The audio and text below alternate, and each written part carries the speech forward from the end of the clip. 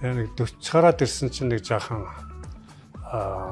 санаа тайвширсан юм уу яасан нэлээд тийм гиз хүзээгээ тавиад тооцсон.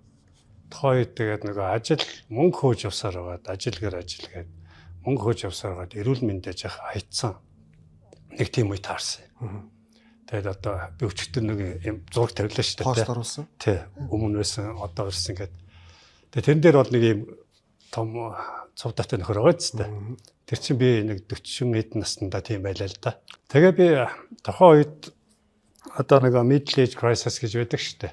Сэтгэл зүйн хувьд ч гэсэн бас нэг жаахан онцгой.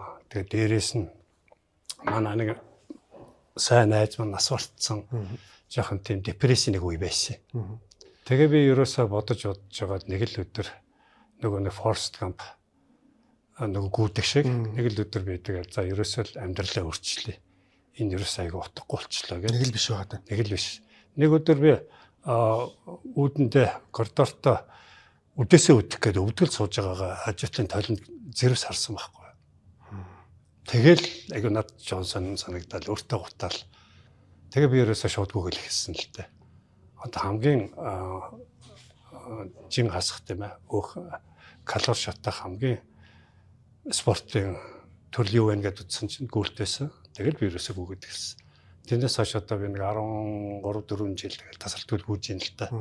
Тэгээ гүйлт ер нь үндсэндээ миний амьдралыг үндсэндээ өөрчилсөн. Би одооных шиг юм байгаагүй. Тэгээ одоо миний одоо зан характерч бас өөрчлөгдсөн.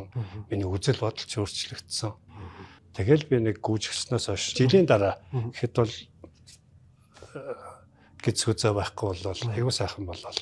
Тэгээ сэтгэл зүй ингээ гой өөрчлөлтүүд их орсон л та.